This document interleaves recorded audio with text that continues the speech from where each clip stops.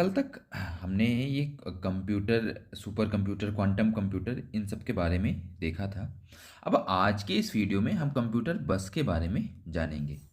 Computer बस क्या होती है, कैसे काम करता है, कौन कौन से इसके प्रकार होते हैं, ये सारी चीज़ें। अब देखो, ये दो वर्ड से मिलके बना है, एक कंप्यूटर एक बस। कंप्यूटर का मतलब तो सब जानते हो, ये एक मशीन है। और बस, बस जैसे ही ये वर्ड नाम सामने आता है तो आपके दिमाग में ये जो सड़क में चलती वही बस ध्यान में आ जाती है। तो आप सीधा उसी से इसको कंपेयर करके पढ़ सकते हो।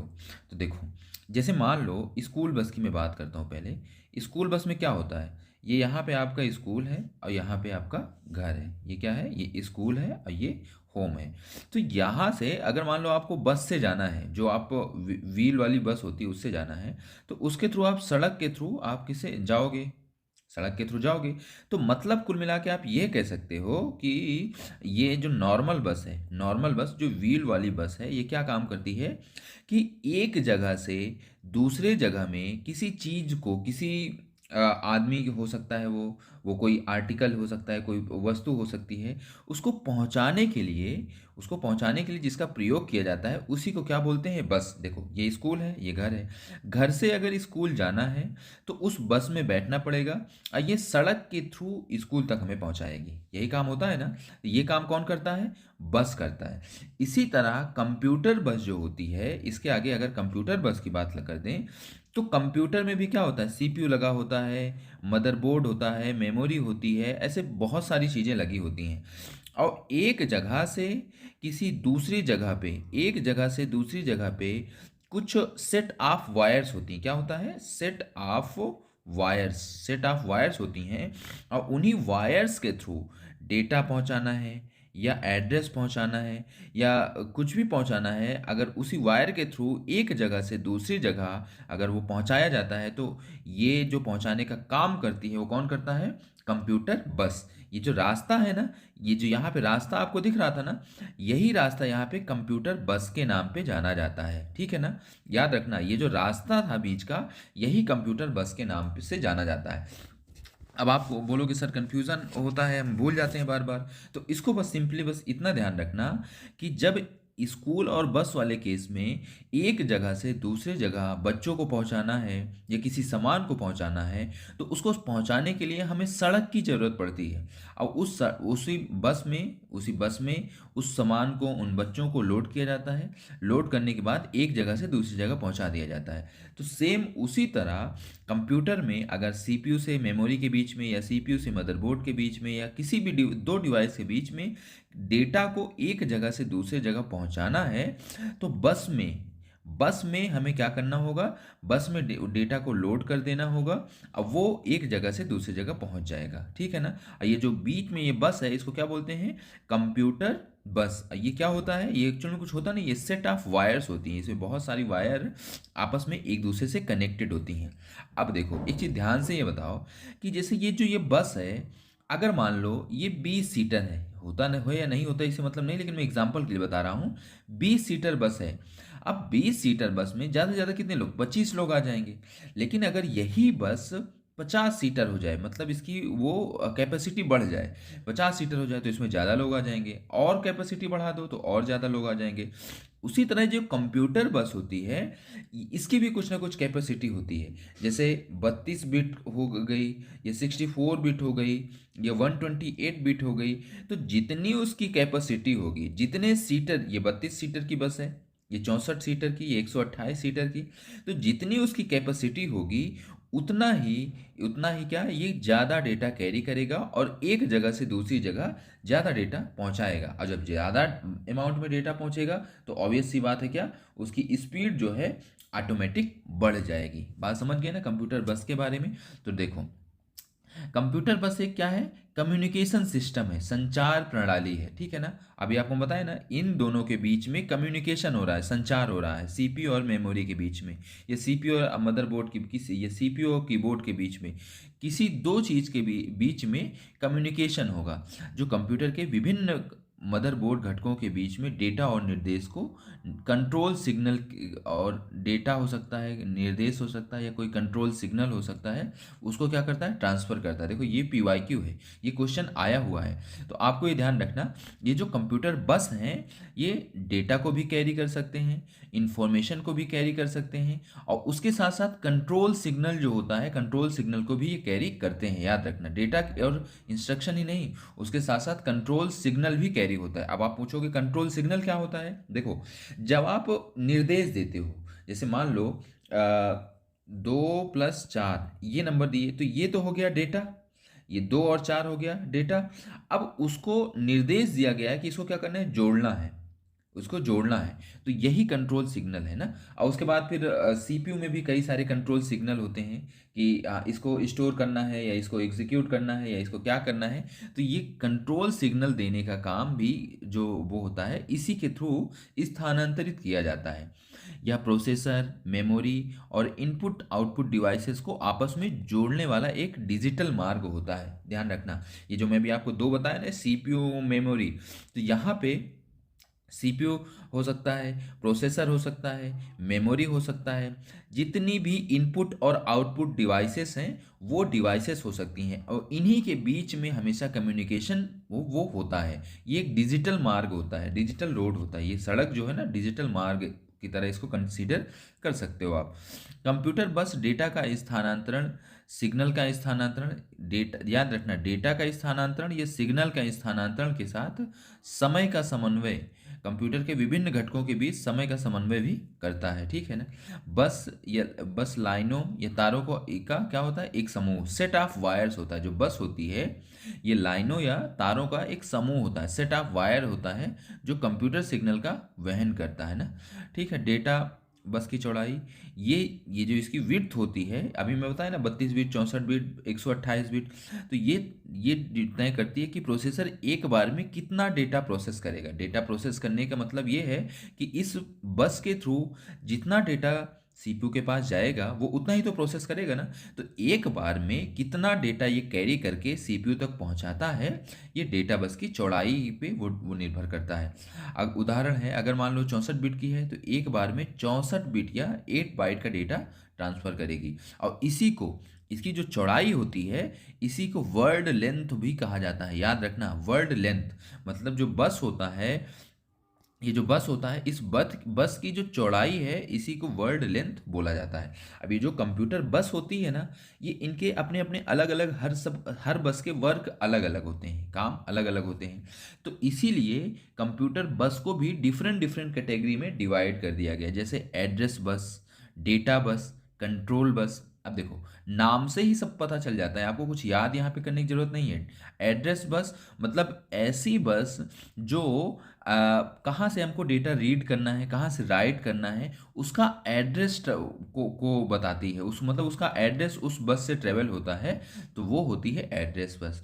जिसमें डेटा ट्रेवल होता है वो डेटा बस, और जिसमें कंट्रोल सिग्नल्स ट्रेवल होते हैं वो कंट्रोल बस होती है। देखो, अगर एड्रेस बस की बात करें तो यह CPU से, का ध्यान रखना, या CPU से मेमोरी, याद ये इसमें बेसिकली कहाँ तक होता है, एक तरफ होगा CPU और दूसरी तरफ होगा मेमोरी, क्योंकि जो एड्रेस होगा वो तो मेमोरी में ही होगा ना, तो प्रोसेस करेगा CPU, तो उसको डेटा रीड और राइट करने का जो एड्रेस मेमोरी में ही होगा। तो इसका जो मेनली कम्युनिकेशन होता है वो CPU और मेमोरी के बीच में होता है, या CPU से मेमोरी और अन्य उपकरणों तक एड्रेस भेजती है। ठीक है ना। ये यूनिडायरेक्शनल होती है। यूनिडायरेक्शनल का मतलब ये है कि एक बस टाइम में केवल एक ही तरफ डेटा ट्रेवल होगा, ऐसा नहीं है इधर भी आ रहा है और इधर भी आ रहा है। यूनिडायरेक्शनल मतलब एक ही डायरेक्शन में डेटा ट्रेवल होता है। एड्रेस बस की चौड़ाई जो है ये तय करती है कि CPU में कितनी रैम को सपोर्ट करेगा, कितना रैम सपोर्ट करेगा। ठीक है ना। इसकी जो चौड़ाई है ये तय करेगी कि कितनी रैम उसमें हो सकती है। मान लो उसमें रैम की साइज आप बहुत ज़्यादा लगा दिए, लेकिन जो CPU का जो वो है, एड्रेस बस की जो साइज है वो कम है, तो इससे क्या होगा, आप रैम लगा दोगे तो उससे फ़र्क नहीं पड़ेगा। अभी जैसे आप सुने होंगे, कभी कभी कंप्यूटर चला में लोग स्पीड स्लो हो जाती है तो रैम बढ़वा लेते हैं। रैम बढ़ाने से क्या बोलते हैं कि मतलब हमारी स्पीड कंप्यूटर की बढ़ जाएगी, लेकिन वो स्पीड तभी बढ़ेगी जब ये एड्रेस बस है ना उसकी भी चौड़ाई रैम के कंपेटिबल हो। ऐसा नहीं है कि ये केवल 32 बिट की है और 8 GB 10 GB 8 GB या 16 GB की आप रैम लगवा लिए, तो इसको लगवाने से कोई फर्क नहीं पड़ेगा जब तक कि ये जो बस है इसकी साइज भी इसके कंपेटिबल नहीं होगी। बात समझ गए ना। जैसे इस उदाहरण के लिए देखो, अगर एड्रेस बिट बस जो है 32 बिट की है, तो मतलब 2 की पावर 32 बाइट्स, मतलब 4 GB रैम का को मतलब वो केवल सपोर्ट कर सकती है बस। और अगर आप यहाँ पे 8 GB 16 GB 32 GB कुछ भी लगवाओ तो उससे फ़र्क नहीं पड़ेगा, वो बस एक अंदर लगा रहेगा, उसकी वर्किंग में कुछ नहीं आएगा। अगर एड्रेस बिट 64 बिट की है तो वह और ज़्यादा 2 की पावर 64 ऐसे करके वो रैम को सपोर्ट करेगा। फिर उसके बाद बात करें डेटा बस। बस इसमें एक चीज़ जो बार बार पूछता है ना वो बाई, बस ये याद रखना, जैसे एड्रेस बस यूनिडायरेक्शनल थी तो डेटा बस जो है ये बाई डायरेक्शनल होती है, ये बाई डायरेक्शनल होती है। यह डेटा को सीपीयू, मेमोरी तथा अन्य डिवाइसेसों के बीच में भेजती और प्राप्त करती है। अब डेटा है, हर कंपोनेंट में, कंप्यूटर के हर कंपोनेंट में डेटा की ज़रूरत पड़ती है, तो ज़्यादातर सीपीयू ही वो डेटा को प्रोसेस करता है। तो कीबोर्ड से सीपीयू हो सकता है, माउस से सीपीयू हो सकता है, या प्रिंटर से सीपीयू हो सकता है। तो बस ज़्यादातर सीपीयू और अन्य इनपुट आउटपुट डिवाइसेस के बीच में ये वो काम होता है। यह डेटा को सीपीयू, मेमोरी या अन्य डिवाइसेस के बीच में भेजती और प्राप्त करती है, और ये बाई डायरेक्शनल होती है। नेक्स्ट बात करें कंट्रोल सिग्नल की। यह विभिन्न घटकों के बीच विभिन्न कमांड, याद रखना, कमांड या कंट्रोल सिग्नल प्रसारित करती है। कमांड को या कंट्रोल सिग्नल को प्रसारित करता है, या ये क्वेश्चन बहुत पूछा जाता है ये कि कमांड किस बस के थ्रू जाता है, तो कमांड कंट्रोल बस के थ्रू जाता है। कंट्रोल सिग्नल प्रसारित कंट्रोल सिग्नल करती है, जैसे रीड या राइट व इंटरप्ट सिग्नल। रीड, राइट व इंटरप्ट सिग्नल जो होते हैं वो सब ये कंट्रोल बस के थ्रू ट्रेवल होते हैं। यह यूनी डायरेक्शनल भी हो सकती है और बाई डायरेक्शनल भी हो सकती है। यह सीपीयू द्वारा पूरे सिस्टम को नियंत्रित करती है, पूरे सिस्टम को सीपीयू के थ्रू ये वो होता है। फिर उसके बाद और भी कुछ बसें होती हैं, इसके बारे में थोड़ा थोड़ा हम जान लेते हैं। सबसे नंबर 1 पे है सिस्टम बस। एड्रेस बस, डेटा बस और कंट्रोल बस जब एक साथ जुड़ जाता है, मेनली यही, आप अगर जैसे कोई डेस्कटॉप का सीपीयू ओपन करोगे तो खूब वायर्स इकट्ठा आपस में कनेक्टेड होती हैं, लाल, पीली, हरी, तमाम कलरफुल। तो एड्रेस बस, डेटा बस और कंट्रोल बस जब इन सबको एक साथ जोड़ दिया जाता है तथा प्रमुख घटक जैसे सीपीयू, आईपीयू और मेमोरी को कनेक्ट करती है, तो ये जो एक सेट ऑफ वायर्स बनता है ना, इसी को सिस्टम बस बोला जाता है। मदरबोर्ड पर सीपीयू तथा मदरबोर्ड पर लगे दूसरे पुर्जों को ये जोड़ने के काम में आता है। देखो, मदरबोर्ड में सीपीयू लगा है या अन्य वो से कनेक्ट करने के लिए, हार्ड डिस्क से या एसएसडी से कनेक्ट करने के लिए ये यहाँ पे सिस्टम बस का प्रयोग किया जाता है।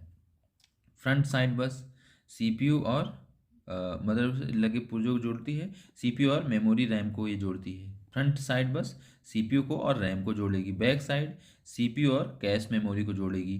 पीसीआई, पेरीफेरल कंपोनेंट इंटरकनेक्ट बस, ठीक है ना, ये याद रखने, इसका फुल फॉर्म हो सकता है। तो पीसीआई और इसका आधुनिक रूप पीसीआई और ई लास्ट में एक्सप्रेस भी जुड़ जाता है, पीसीआई एक्सप्रेस। ये बहुत तेज गति की बस है जिसका उपयोग graphics card, sound card, network card लगाने के लिए की होता है। ये क्वेश्चन आया हुआ है, याद रखना। पूछेंगे पीसीआई किस लिए के लिए होता, किस लिए वो का उपयोग में लाया जाता है। ये बहुत ही, मतलब जैसे बस था तो इसकी स्पीड थोड़ा स्लो थी, तो उसी स्पीड को एक्सप्रेस वर्ड लग गया ना, तो मतलब तेज गति से उसी स्पीड को और गति में बढ़ाने के लिए किया जाता है। और graphics card, sound card, network card, इन सब में इसका ये एक्चुअल में प्रयोग होता है। और फिर उसके बाद यूएसबी, यूनिवर्सल सीरियल बस, ठीक है ना। Keyboard, mouse printer mouse printer और अन्य बाहरी उपकरणों को जोड़ने के लिए इसका प्रयोग किया जाता है। यूएसबी का प्रयोग क्या, किस लिए, कीबोर्ड को, माउस को, प्रिंटर को और अन्य बाहरी उपकरणों को जोड़ने के लिए इसका प्रयोग होता है। एक यूएसबी पोर्ट में 127 डिवाइसेस, याद रखना। यूएसबी पोर्ट जो होता है जिसमें आप कीबोर्ड या माउस लगाते हो ना, जो आपके चार्जर के एडॉप्टर में लगता है ना, वो यूएसबी पोर्ट है। तो कुल एक यूएसबी पोर्ट में कुल 127 डिवाइसेस कनेक्ट की जा सकती हैं। अब इन यूएसबी डिवाइसेस को प्लग एंड प्ले डिवाइसेस भी कहा जाता है। कंप्यूटर बंद किए बिना डिवाइस लगाना और चलाना। ठीक है, मतलब आप जब आपकी ज़रूरत हो तो प्लग करो, फिर प्ले करो, फिर निकाल लो। हॉट स्वेपेबल, चलते कंप्यूटर से डिवाइस निकाल लेना, मतलब लगा रहता है, चल रहा है तब भी निकाल सकते हो। फिर उसके बाद साटा बस। देखो दो तीन नाम होते हैं, साटा, पाटा, मतलब लास्ट में टी ए आपको जहाँ भी दिख जाए ना तो समझ लेना ये मेमोरी से रिलेटेड है। सीरियल एडवांस टेक्नोलॉजी अटैचमेंट बस, ठीक है ना, ये इसका फुल फॉर्म है साटा का। सीरियल एडवांस टेक्नोलॉजी अटैचमेंट बस का उपयोग हार्ड डिस्क हो गया, ये एसएसडी हो गया, ये ऑप्टिकल डिवाइस को मदरबोर्ड से कनेक्ट करने के लिए किया जाता है। साटा से पहले पाटा केबल का यूज होता था, जो थोड़ी चौड़ी पट्टी जैसी होती थी, लेकिन साटा पतली और तेज होती है। ये किस काम में आता है? ये एक तरफ एसएसडी या हार्ड डिस्क लगी होगी और दूसरी तरफ मदरबोर्ड, ये हार्ड डिस्क या एसएसडी को मदरबोर्ड से कनेक्ट करने के काम में आता है। ठीक, जीपीआईबी होता है, जनरल पर्पज इंटरफेस बस। तो ये सारा हमारा किसके बारे में हो गया? बस के बारे में ये हो गया। अब उसके बाद थ्रूपुट क्या होता है कंप्यूटर में? थ्रूपुट क्या होता है? तो अब थ्रूपुट के बारे में अगर वो बात करें, मान लो आप कोई काम कर रहे हो, जैसे मान लो आप कोई बुक पढ़ रहे हो, ध्यान रखना, कोई बुक को पढ़ रहे हो, पहले मैं इसको उदाहरण समझा दूं तब आपको थ्रूपुट ज़्यादा समझ में आएगा। बुक पढ़ रहे हो, अब इस बुक में ध्यान से सुनना, आप कोई बुक पढ़ रहे हो, मान लो यूपी एग्जाम वाले की कंप्यूटर वाली आप बुक पढ़ रहे हो, और इस बुक में टोटल 200 पेज हैं। कितने पेज हैं? 200 पेज हैं। अब इन 200 पेज में आप एक साथ तो पूरा पेज पढ़ नहीं लोगे, एक एक पेज पढ़ोगे। तो इन 200 पेज में मान लो आप एक मिनट में एक पेज पढ़ लेते हो। कितना पढ़ लेते हो? एक मिनट में एक पेज पढ़ लेते हो। तो एक मिनट में जब एक पेज पढ़ लेते हो तो ये जो है, ये जो आपकी ये जो क्षमता डिसाइड होती है, ये जो क्षमता है, इसी को थ्रूपुट बोला जाता है। बात समझ में आ गई ना? आप कोई भी काम कर रहे हो, किसी पर्टिकुलर टाइम इंटरवल में जितना काम आप कर लेते हो उसी को थ्रूपुट बोला जाता है। बात समझ गए ना? बुक पढ़ रहे हो, 200 पेज की टोटल बुक है, एक मिनट में एक बुक पढ़ोगे, 2 मिनट में 2 पेज पढ़ोगे, 3 मिनट में 3 पेज, 4 मिनट में 4 पेज। तो एक unit time interval, unit time interval का मतलब ये कि एक मिनट में या एक घंटे में या एक सेकंड में, एक यूनिट टाइम इंटरवल में आप जितना भी पेज पढ़ लोगे, जितनी आपकी क्षमता है, उसी को बोला जाता है क्या? उसी को बोला जाता है थ्रूपुट। बात समझ गए ना? अब देखो, अब अगर कंप्यूटर के टर्म में बात करें तो कंप्यूटर को प्रोसेस कौन करता है? कंप्यूटर को में जो डेटा होते हैं उनको प्रोसेसर करता है। अब ये जो प्रोसेसर है, अब कंप्यूटर, ये तो आप थोड़ा स्लो काम करते हो तो इसलिए आप यहाँ पे मिनट या सेकंड की बात हुई है, लेकिन प्रोसेसर बहुत फास्ट स्पीड में काम करता है। तो इसलिए यहाँ पे बात जो होगी मिली सेकेंड या इससे भी सेकेंड से भी कम हिस्सों की बात होगी। तो एक मिली सेकेंड में जितनी प्रोसेस एग्जीक्यूट हो जाएं प्रोसेसर के द्वारा, एक सेकंड में या एक मिली सेकंड में या एक नैनो सेकंड में जितनी प्रोसेस एग्जीक्यूट हो जाती हैं, वही उस कंप्यूटर का थ्रूपुट बोला जाता है। बस बात इतनी सी है। बस एक तरह से आप इसको ये समझो कि ये यूनिट टाइम में किसी भी चीज़ की क्षमता को दिखाता है। ऐसा नहीं है ये टर्म केवल कंप्यूटर में ही यूज होता है, ये टर्म हमारे नॉर्मल जीवन में भी यूज होता है। जैसे अभी आपको मैं बुक वाला उदाहरण दिया ना, बुक वाला उदाहरण दिया, या तो आप कोई दूसरा उदाहरण भी ले लो। जैसे मान लो रेल की लाइन, रेल में टिकट काउंटर होता है, टिकट काउंटर में लाइन लगी है, तो खूब बड़ी सी लंबी सी लाइन लगी होती है। तो टिकट काउंटर में जो बैठा होता है वो टिकट देता है, तो वो एक मिनट में कितने लोगों को टिकट दे देता है, वो उसकी क्षमता को वो डिफाइन करेगा ना। तो एक मिनट में जो उसके द्वारा कार्य किया गया है वही क्या होता है? थ्रूपुट होता है। आई होप ये आप समझ गए होगे ना। तो यहाँ कंप्यूटर के फील्ड में अगर बात करें तो यहाँ प्रोसेसर होगा, या नेटवर्क की स्पीड से रिलेटेड होगा। तो एक मिली सेकेंड या एक नैनो सेकेंड में जो प्रोसेसर होता है कितनी प्रोसेस एग्जीक्यूट कर लेता है सक्सेसफुली, वही उसका थ्रूपुट बोला जाता है। किसी प्रक्रिया, नेटवर्क या कंप्यूटर सिस्टम या प्रोडक्शन यूनिट द्वारा एक निर्धारित समय में सफलतापूर्वक किए गए कार्यों को, जैसे डेटा पैकेट, अनुरोध, उत्पाद, ये सारे एक निश्चित समय में सफलतापूर्वक किए गए कार्यों की संख्या को ही थ्रूपुट बोला जाता है। समझ गए ना। क्षमता थ्रूपुट को डिफाइन करती है। अगर हम बात करें नेटवर्क की, तो किसी नेटवर्क का थ्रूपुट 1000 MBPS है, 100 MBPS है।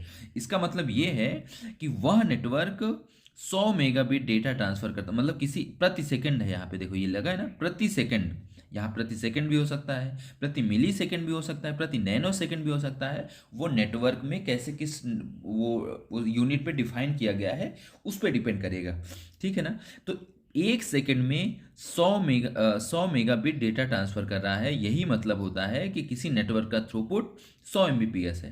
कंप्यूटर की अगर प्रोसेसिंग की बात करें, तो कोई सीपीयू प्रति सेकंड, एक सेकंड में 5 मिलियन इंस्ट्रक्शन प्रोसेस करता है, तो उसका थ्रूपुट क्या हो जाएगा, उसका थ्रूपुट 5 MBPS, मतलब उसका थ्रूपुट 5 MBPS पर सेकंड, मतलब मिलियन पर सेकंड हो जाएगा। एक सेकंड में कितनी वो इंफॉर्मेशन को वो एग्जीक्यूट कर रहा है। अगर मैन्युफैक्चरिंग यूनिट की बात करें, तो एक फैक्ट्री हर घंटे 500 मोबाइल फ़ोन अगर बना रही है, तो उसका थ्रूपुट जो होगा, मतलब उसकी क्षमता जो होगी, वो 500 यूनिट पर घंटे हो जाएगी, ठीक है ना। 500 यूनिट पर घंटे हो जाएगी। अब एक वर्ड आता है GIGO, garbage in garbage out. इसका मतलब होता है कि त्रुटि रहित कार्य, मतलब ये जो वो क्षमता के थ्रू कार्य होता है, ये एररलेस हो, मतलब त्रुटि रहित कार्य हो, उसी से है।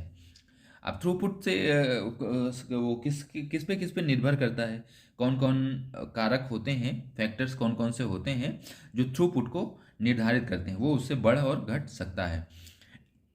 नेटवर्क की बैंडविड्थ। अब ये बैंडविड्थ क्या होती है, देखो अभी मैं आपको बस के बारे में बता रहा था ना, तो बस में जितनी चौड़ी बस होगी उतना ज़्यादा डेटा वो होगा। तो इसी तरह कुछ ये बैंडविड्थ होती है। मान लो एक पाइप है, अब ये पानी की पाइप है, अब इस पाइप से पानी जाएगा। अब ये पाइप मान लो अभी 1 इंची की है या 2 इंची की है, लेकिन अगर इसी पाइप का आप साइज बढ़ा दिए, साइज बढ़ा दिए, ये 5 इंच की कर दिए, तो ऑब्वियस सी बात है, इससे क्या पानी जो होगा वो पानी ज़्यादा अमाउंट में जाएगा, जाएगा ना। तो ये जो इसकी जो हम ये मात्रा ये बढ़ाए ना, इसी को बैंडविड्थ बोला जाता है। पाइप की जो चौड़ाई होती है, इसी को बैंडविड्थ बोला जाता है। तो जितनी अधिक बैंडविड्थ जितनी अधिक होगी, देखो अभी हमको बताया ना, ये अगर बैंड यहाँ पे बैंडविड्थ कम है, तो इसका मतलब इसकी क्षमता जो होगी वो भी कम होगी, डेटा ट्रांसफर कम होगा ना। लेकिन यहाँ पे इसकी क्षमता को देखो बढ़ा दिए ना, पाइप की चौड़ाई बढ़ा दिए, तो ऑब्वियस सी बात है इसमें अब ज़्यादा पानी जाएगा, और ज़्यादा पानी जाएगा तो हमारा काम तेज़ी से होगा। तो जितनी अधिक बैंडविड्थ होगी, जितनी अधिक बैंडविड्थ होगी, डेटा ट्रांसफर उतना ही तेज होगा। यहाँ बैंडविड्थ कम है तो कम डेटा जाएगा, यहाँ बैंडविड्थ ज़्यादा है तो यहाँ डेटा ज़्यादा जाएगा, ठीक है ना। सिस्टम की प्रोसेसिंग क्षमता, अगर तेज प्रोसेसर है और रैम अधिक है तो थ्रूपुट भी होगा, क्या होगा, अधिक होगा। अगर ये कम है तो कम होगा। और संकेतों में देरी, देखो लेटेंसी एक वर्ड होता है, ये कई बार पूछा भी गया है कंप्यूटर नेटवर्क वाले में, आप इसको एकदम डिटेल में समझोगे, मैं अभी यहाँ पे बस थोड़ा सा बता दे रहा हूँ। एक वर्ड होता है लेटेंसी। लेटेंसी क्या होता है, जैसे मान लो एक यहाँ ये क्या है, ये है सोर्स और ये है डेस्टिनेशन, डेस्टिनेशन। अब आप इसको ऐसा बोल सकते हो ना, ये सेंडर है और ये रिसीवर है।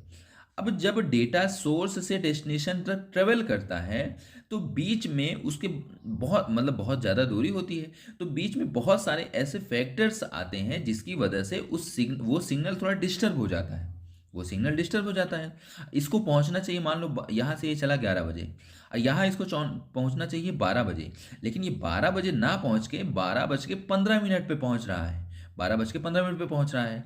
तो ये जो सिग्नल में ये जो विलंब हुआ है, सिग्नल में ये जो देरी हुई है, इसी देरी को लेटेंसी से नापा जाता है। ज़्यादा देरी से थ्रूपुट क्या, हाँ ज़्यादा, अगर देरी ज़्यादा होगी तो थ्रूपुट ऑब्वियस सी बात है कम हो जाएगी। तो मतलब ये कह सकते हो, सिग्नल में जो भी समय लगता है, जो देरी होती है, उसको हम बोलते हैं लेटेंसी। अब उसके बाद बात करें नेटवर्क कंजेशन, मतलब ट्रैफिक। अगर यहाँ पे ट्रैफिक ज़्यादा होगा तो ऑब्वियस सी बात है इसका थ्रूपुट क्या हो जाएगा, कम हो जाएगा। अगर मान लो रास्ते में ट्रैफिक ज़्यादा लगी है, तो आपको अगर 1 मिनट में डिस्टेंस कवर करना है 5 किलोमीटर, तो ट्रैफिक है तो आप 1 किलोमीटर या 2 किलोमीटर ही ट्रेवल कर पाओगे, तो ऑटोमेटिक आपकी एफिशिएंसी कम हो जाएगी, तो वो होगा थ्रूपुट। आप बस इतना समझ के, बस ये यहाँ पे ये थ्रूपुट का टॉपिक खत्म होता है। बस आप इतना समझना कि थ्रूपुट आपकी इफिशियंसी है, कंप्यूटर के टर्म में बात करेगा तो कंप्यूटर की इफ़िशियंसी, किसी गाड़ी की बात करेगा तो गाड़ी की इफ़िशियंसी, कंप्यूटर की बात करेगा तो उसकी प्रोसेसिंग की इफ़िशियंसी, नेटवर्क के टर्म में बात करेगा तो उस नेटवर्क की कितनी इफ़िशियंसी है, किस स्पीड से वो डेटा ट्रांसफ़र कर सकता है, वो सारी चीज़ें। इसको प्रभावित करने वाले कौन कौन से फैक्टर हैं? बैंडविड्थ है, जितना ज़्यादा बैंडविड्थ होगा उतना अच्छे से, मतलब उतना तेज, उतना ज़्यादा थ्रूपुट होगा। प्रोसेसिंग स्पीड जितनी ज़्यादा होगी, थ्रूपुट उतना ज़्यादा होगा। लेटेंसी और कंजेशन से थ्रूपुट कम हो जाता है। फिर उसके बाद नेक्स्ट हमारा जो टॉपिक है एल्गोरिदम। अब ये एल्गोरिदम क्या होता है? देखो, एल्गोरिदम की बात करें तो देखो यहाँ पे थोड़ा सा आपको समझना पड़ेगा। अब मेन जो काम होता है हमारा, प्रोग्रामिंग लैंग्वेज आप जब सीखे थे, मेन उसका जो पर्पज होता है वो होता है सॉफ्टवेयर बनाना, सॉफ्टवेयर बनाना। अब जब आप कंप्यूटर चलाते हो या मोबाइल चलाते हो तो वहाँ पे क्या होता है? कंप्यूटर या मोबाइल आप जब चला रहे होते हो, यहाँ पे मैं आपको बताता हूँ। जब आप कंप्यूटर कंप्यूटर या कोई मोबाइल आप यूज़ करते हो, चलाते हो, तो उसमें क्या होता है? आप इसको क्या निर्देश देते हो, आप इसको निर्देश देते हो। अब इसी निर्देश को वो प्रोसेस करता है। अब प्रोसेस करने के बाद वो आपको आउटपुट देता है। इतना ही काम होता है। आप इसको निर्देश दिए, निर्देश को प्रोसेस किया, प्रोसेस करने के बाद आउटपुट दिया। जब यहाँ से आप निर्देश देते हो तो ये निर्देश किसी न किसी प्रोग्रामिंग लैंग्वेज के थ्रू दिया जाता है। किसके थ्रू दिया जाता है? प्रोग्रामिंग लैंग्वेज के थ्रू दिया जाता है। अब ये प्रोग्रामिंग लैंग्वेज कंप्यूटर में, मतलब मशीन भाषा में कन्वर्ट होती है, फिर उसको कंप्यूटर समझता है और उसी के हिसाब से आपको आउटपुट देता है। तो जब आप यहाँ पे इंस्ट्रक्शन दे रहे थे तो प्रोग्रामिंग लैंग्वेज में दिए हो। अब ये बताओ, प्रोग्रामिंग लैंग्वेज होती है थोड़ा सा डिफ़िकल्ट, जैसे सी हो गया, सी प्लस प्लस हो गया, जावा हो गया, जावा के बाद पाइथन हो गया। तो ये प्रोग्रामिंग लैंग्वेज होती है थोड़ा सा क्या, डिफ़िकल्ट। बात पूरी एक एक एक वो सीक्वेंस से समझते जाना, ठीक है ना, तो आपको पूरा समझ में आ जाएगा। ये होती है थोड़ा सा डिफ़िकल्ट।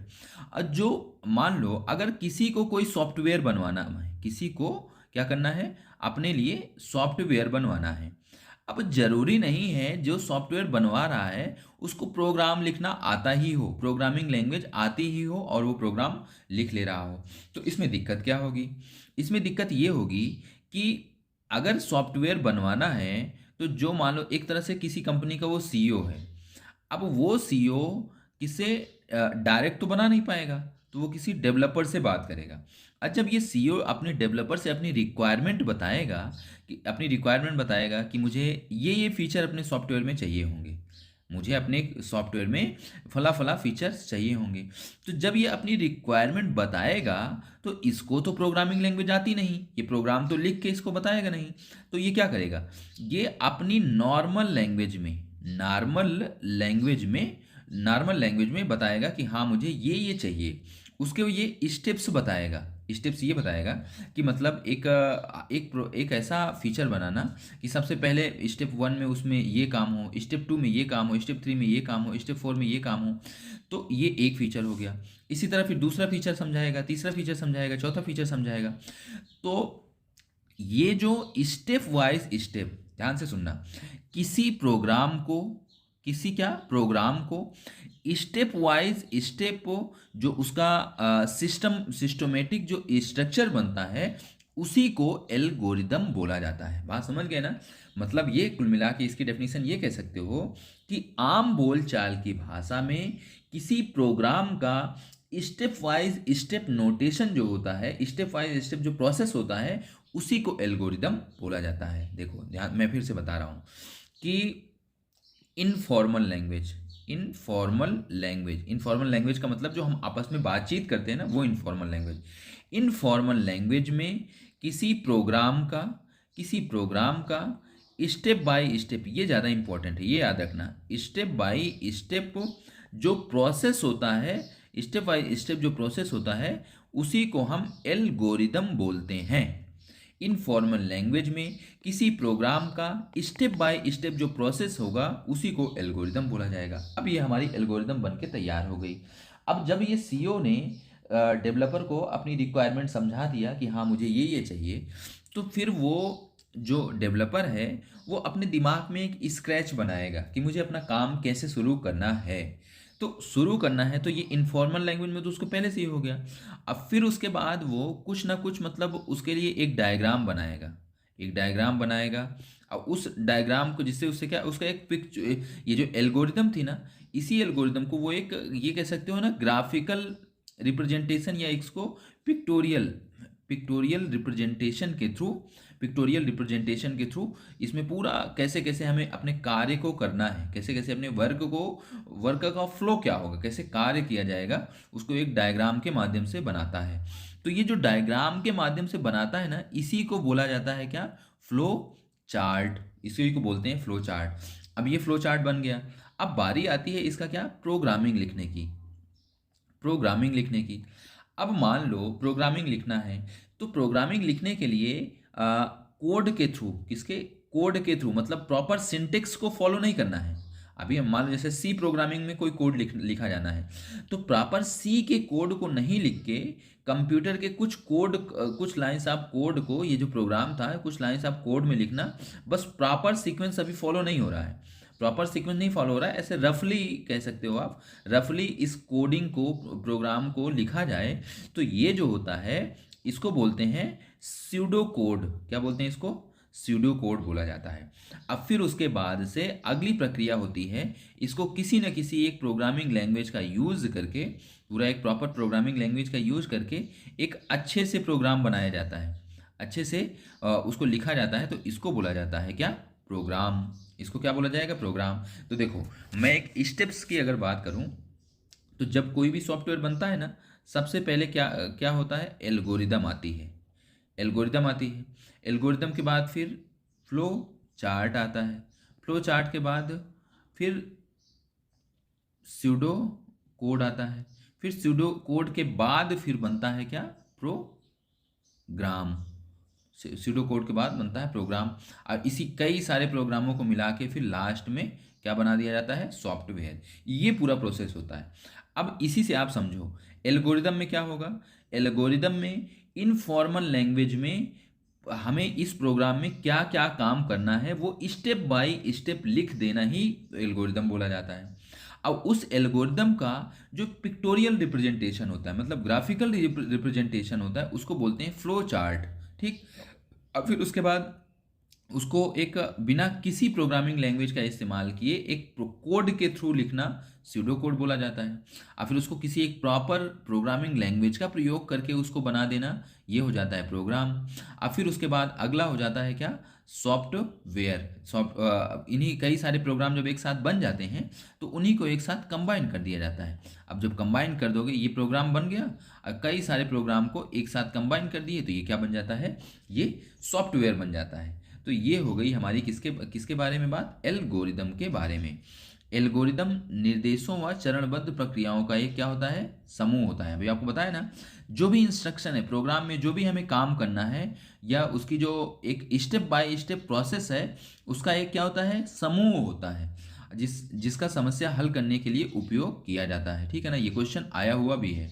एल्गोरिदम में नोटेशन क्या होता है ये जानने के लिए देखो, कभी कभी ये क्वेश्चन एक बार पूछा भी है कि नोटेशंस क्या होता है। आप देखो कोई एल्गोरिदम कितना इजी टू अंडरस्टैंड है, कितनी कॉम्प्लेक्स है, ये डिसाइड करने के लिए कंप्यूटर में इसका नोटेशंस होते हैं, 3 नोटेशंस होते हैं। एल्गोरिदम में नोटेशन का प्रयोग उसकी कॉम्प्लेक्सिटी, मतलब वो कितना टाइम ले रही है, कितना स्पेस ले रही है, इसको व्यक्त करने के लिए किया जाता है। और ये 3 तरह की होती है। एक बिग ओ, मतलब ये कितना ज़्यादा से ज़्यादा समय लेगा, इसको वर्स्ट केस बोला जाता है। और एक होता है ओमेगा, ये कितना कम से कम समय लेने पे वो एक किसी पर्टिकुलर चीज़ को एग्जीक्यूट कर देगा, इसको बेस्ट केस बोला जाता है। अब एक होता है थीटा, मतलब एक एवरेज समय, कोई एक एल्गोरिदम है किसी भी टास्क को परफॉर्म करने के लिए कितना ऑन एवरेज समय कितना लेगा, उसको थीटा से रिप्रेजेंट करते हैं। ओमेगा से न्यूनतम को और बिग ओ से अधिकतम। हमारे काम की ये चीज़ होती है, क्योंकि जब हम कोई भी एल्गोरिदम बनाते हैं तो हमें ये फाइंड करना होता है कितना ज़्यादा से ज़्यादा समय लेता है, कम तो कितने भी कम समय में काम हो सकता है, लेकिन ज़्यादा से ज़्यादा वर्स्ट केस क्या है कि इतने समय में हमारा काम हो ही जाएगा। उसी के अकॉर्डिंग हम किसी को, मान लो किसी का काम आप कर रहे हो, तो जितना मैक्सिमम समय लगेगा वही तो बताओगे ना। ऐसा थोड़ी आप एक दिन में काम कर लिए तो उसको बता दो कि एक दिन में हम करके दे देंगे।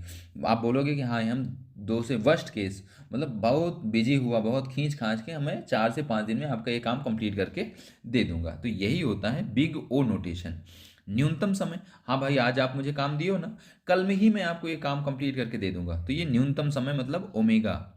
एवरेज समय मतलब 2 से 3 दिन कोशिश करूंगा। जिस दिन बिजी रहूंगा उस दिन नहीं काम नहीं कर पाऊंगा, लेकिन जिस दिन बिजी नहीं रहूंगा उस दिन मैं मन से काम करूंगा, तो ऑन एवरेज 2 से 3 दिन का समय लगेगा। ये वो होता है। एल्गोरिदम के प्रकार, ये क्वेश्चन आपके एग्जाम में पूछा जाता है। आपसे पूछेगा निम्न में से कौन सी सॉर्टिंग एल्गोरिदम नहीं है, निम्न में से कौन सी सर्चिंग एल्गोरिदम नहीं है। ये कई बार 2-3 बार क्वेश्चन पूछा जा चुका है, तो इसलिए आपको इसमें बस केवल इसके प्रकार को ध्यान में रखना है बस। सॉर्टिंग एल्गोरिदम, सॉर्टिंग का मतलब ये होता है कि मान लो कोई नंबर का क्रम है, जैसे 2, 8, 1, 5, 6 ऐसे करके एक नंबर का एक क्रम है, इसको बोला जाता है एरे। अभी ये क्रम से नहीं है, इसी को असेंडिंग ऑर्डर या डिसेंडिंग ऑर्डर में अवरोही या आरोही क्रम में लगाना ही सॉर्टिंग बोला जाता है। अब इसमें बबल सॉर्ट होता है, सिलेक्शन सॉर्ट होता है, इंसर्शन सॉर्ट होता है, मर्ज सॉर्ट होता है, क्विक सॉर्ट होता है, हीप सॉर्ट होता है। ये सारे सॉर्टिंग एल्गोरिदम होती है। ऐसे होने के तो और सारी होती हैं, लेकिन ये बेसिकली मेन जो होता है यही होता है। ठीक है ना। इसमें किस में क्या काम आता है वैसे ज़रूरत नहीं है इसकी, लेकिन इसमें लिखा है, अगर आप चाहो तो पढ़ सकते हो ना। बस इसमें आप इतना ध्यान रखना कौन कौन सी सॉर्टिंग एल्गोरिदम होती हैं। फिर उसके बाद बात करें सर्चिंग एल्गोरिदम। सर्चिंग एल्गोरिदम दो तरह की होती हैं, लीनियर सर्च और बाइनरी सर्च। लीनियर सर्च में एक एक करके वो एलिमेंट को सर्च किया जाता है। बाइनरी सर्च में क्या होता है, डायरेक्ट बीच में जाओ और इसको दो पार्ट में ब्रेक कर दो, इधर सर्च करो इधर सर्च लगाओ, जहाँ पे एलिमेंट मिल जाए वहीं रुक जाओ। तो ये थोड़ा फास्ट होता है, linear search, binary search. Graph algorithm, देखो ये डिजक्रास्टर एल्गोरिदम है ना, इसका प्रयोग क्या होता है, ये एक बार पेपर में क्वेश्चन आ चुका है। ठीक है ना, इसलिए मैं यहाँ सारे लिख दिया हूँ कि अगर फिर से कभी पूछे कुछ तो आप उसका आंसर कर दो। BFS, breath first search. अब ये ब्रेथ फर्स्ट सर्च का मतलब ये क्या हो गया, मतलब चौड़ाई। ब्रेथ का मतलब चौड़ाई होता है ना। तो ऐसी एल्गोरिदम जो एक एक लेवल वाइज पहले सर्चिंग करती है, मतलब एलिमेंट को पहले मान लो जैसे ये ग्राफ बना है, कोई ऐसे ग्राफ बना है, तो पहले इस लेवल को कवर करेगा, फिर इस लेवल को, फिर इस लेवल को, फिर इस लेवल को। जब लेवल बाय लेवल किसी उसको कवर किया जाता है तो उसको BFS एल्गोरिदम बोलते हैं। ग्राफ को स्तर दर स्तर, लेवल बाय लेवल ट्रेवल करता है। DFS में क्या होता है, ये डेप्थ को मतलब ग्राफ की गहराई में ट्रेवल्स करता है। डिजिकास्टा एल्गोरिदम क्या होता है, डिजिकास्टा एल्गोरिदम क्या होता है कि मतलब एक एलिमेंट से दूसरे एलिमेंट के बीच में जाने का जो सबसे मिनिमल पाथ होगा, क्या मिनिमम पाथ हो, सबसे कम दूरी वाला जो रास्ता होगा उसको खोजने के लिए डिजिकास्टा एल्गोरिदम का प्रयोग किया जाता है। क्रुस्कल एल्गोरिदम क्या करती है, मिनिमम स्पैनिंग ट्री बनाने के लिए उपयोग किया जाता है। मतलब इसका भी काम जो सबसे कम दूरी वाला रास्ता हो उसको खोजना है। प्रिज्म इस एल्गोरिदम मिनिमम स्पैनिंग ट्री बनाने के लिए उपयोग किया जाता है। और ये फ्लॉयड वॉर्सल एल्गोरिदम है, सभी नोड्स के बीच में सबसे छोटा पाथ खोजने के लिए। मतलब कुल मिला के आप ये कह सकते हो इन चारों जितनी भी ग्राफ के एल्गोरिदम हैं उसमें हमारा मेन एक ही काम होता है कि एक नोड से दूसरे नोड के बीच में सबसे कम दूरी, सबसे कम रास्ता किसके थ्रू हमें मिलेगा वही ये करता है। और फिर डिवाइड एंड कॉन्कर में merge sort, kick sort, binary search आता है। डायनेमिक एल्गोरिदम में फेबनोकी सीरीज वाली, नैपसैक वाली, ये सारी एल्गोरिदम डायनेमिक में आती है। ग्रिडी में डिजिकास्ट्रा, क्रुस्कल, हाफमैन कोडिंग। आपसे इसमें अगर कभी पूछेगा ना तो कैटेगरी ही पूछेगा। जैसे पूछेगा कि डिजिकास्ट्रा एल्गोरिदम कैसी है, डायनेमिक एल्गोरिदम है, ग्रिडी है, तो ये कैसी, ग्रिडी एल्गोरिदम हो जाएगी। बैक ट्रैकिंग में अगर पूछे तो एनक्यून प्रॉब्लम, सिकोडो, ये और ये सारा वो होता है। फिर उसके बाद हम बात करें, ये नेक्स्ट है सूडो कोड। सूडो कोड अभी आपको बताया ना, ये एल्गोरिदम और प्रोग्रामिंग कोड का के बीच की कड़ी होती है। एल्गोरिदम और प्रोग्रामिंग कोड के बीच की कड़ी होती है, मतलब किसी इनफॉर्मल लैंग्वेज में, किसी प्रोग्रामिंग लैंग्वेज के फॉर्म में कोड लिखते हैं। इसमें हम अपनी साधारण भाषा हिंदी अंग्रेजी में लिखते हैं, लेकिन यह कोड जैसा दिखता है। लिखते हैं हिंदी इंग्लिश में, लेकिन ये कैसा कोड जैसा दिखता है और ये कंप्यूटर में रन नहीं होता है। ये फ्लो चार्ट का के वो पहले का है, जैसे देखो इसमें स्टार्ट एंड इस सिंबल से डिनोट करते हैं, ये इंड और स्टार्ट पॉइंट। प्रोसेस वो है तो इसको ये एक स्क्वायर से डिनोट करते हैं। डिसीजन लेना है तो डायमंड से। कनेक्टर है तो इसको सर्कल से। एरो का फ्लो है तो इसको इससे। इनपुट आउटपुट है तो ये इससे ऐसे समांतर चतुर्भुज टाइप का होता है। डॉक्यूमेंट है तो ये मल्टी डॉक्यूमेंट है। और ये प्रिपरेशन है, ये सब होता है। ठीक, ये फ्लो चार्ट की टेबल है, इसमें थोड़ा सा उल्टा है तो इसको आप ध्यान रखना। स्यूडो कोड वो कोड होता है हिंदी इंग्लिश में जो कोड के फॉर्म में लिखा जाता है। और फ्लो चार्ट, ये फ्लो चार्ट एल्गोरिदम को व्यक्त करने की आरेखीय विधि है। ये ऊपर सारे सिंबल मैं आपको बता दिया हूँ।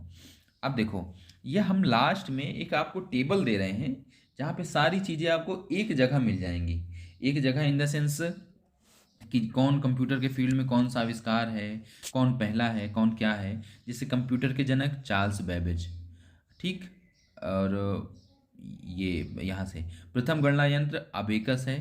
चीन और मेसोपोटामिया में ये बना था, सबसे प्राचीन गणना यंत्र है। कंप्यूटर के जनक चार्ल्स बेबेज 1822 से 1837। इन्होंने, क्यों इनको बोला जाता है, क्योंकि इन्होंने डिफरेंस इंजन या एनालिटिकल इंजन बनाया है। प्रथम प्रोग्रामर लेडी एडा लवलेस हैं। 1840 के दशक में इन्होंने क्या किया था, बाइनरी सिस्टम का उपयोग करके पहला प्रोग्राम कंप्यूटर का इन्होंने लिखा था। प्रथम इलेक्ट्रॉनिक डिजिटल कंप्यूटर ENIAC था। इसको किसने बनाया था, JP एकर्ट और जॉन मोचली ने। पहला पूर्ण इलेक्ट्रॉनिक कंप्यूटर था। और ये इलेक्ट्रॉनिक हो गया। अब प्रथम व्यावसायिक कॉमर्शियल कंप्यूटर यूनिवैक 1951 में व्यावसायिक उपयोग करने वाला ये पहला था। प्रथम स्टोरेज कंप्यूटर एडसैक, और ये मॉरिस विल्स ने इसको डेटा को स्टोर करने के लिए। प्रथम प्रोसेसर इंटेल 4004 हेड ऑफ और फेडरिको फॉगिन ने कंप्यूटर का आकार छोटा करने के लिए इस सबको भी उपयोग किया गया। पहला सुपर कंप्यूटर वर्ल्ड का CDC 66600 सीमोर क्रे ने 1964 में बनाया था, इसीलिए इनको सुपर कंप्यूटर का जनक बोला जाता है। भारत का प्रथम सुपर कंप्यूटर परम 8000 था। विजय भटनागर CDAC में ये बना था। 1991 में भारत की पहली स्वदेशी सुपर कंप्यूटर ये बन के तैयार हुआ। प्रथम कंप्यूटर सिद्धार्थ था। ELIC 1986 में ये भारत में निर्मित पहला कंप्यूटर था। पहला माउस कौन सा था, डगलस एंगलबर्ट ने बनाया था 1964 में। पहला माउस किसका, लकड़ी का बना था।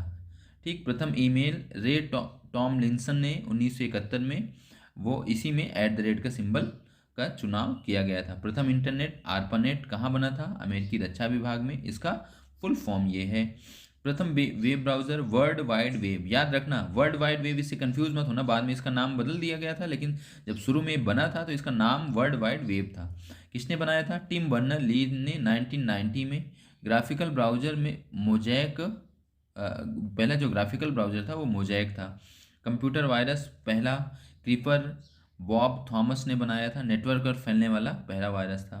PC प्रथम पर्सनल कंप्यूटर अल्टेयर 8800 है। एड रॉबर्ट्स ने इसको बनाया था और इसे इसे MITS कंपनी के द्वारा बनाया गया था, ये इसी के एम्प्लॉय थे। प्रथम हाई लेवल लैंग्वेज कौन सी है, फॉर्ट्रान है। जॉन बेकस ने बनाया है, ये क्वेश्चन अभी आया भी है। वैज्ञानिक और मैथमेटिकल कार्यों के लिए इसका प्रयोग किया जाता था। प्रथम सर्च इंजन कौन था, आर्काई करके था। एलम एमटेज ने बनाया था। गूगल से पहले आर्ची का उपयोग होता था। ठीक है ना।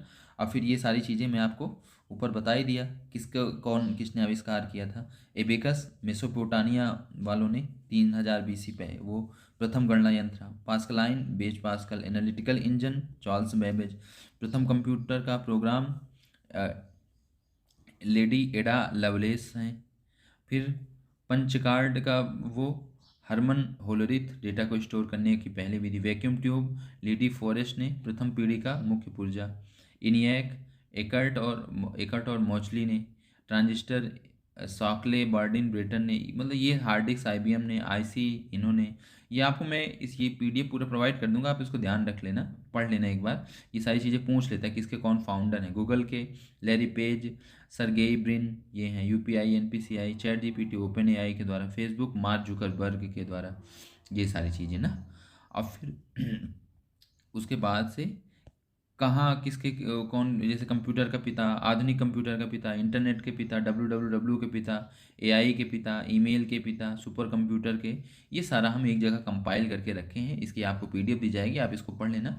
ये आज से हमारा ये पहला चैप्टर यहाँ पे समाप्त होता है, ठीक है ना। अब नेक्स्ट हम कल कंप्यूटर मेमोरी का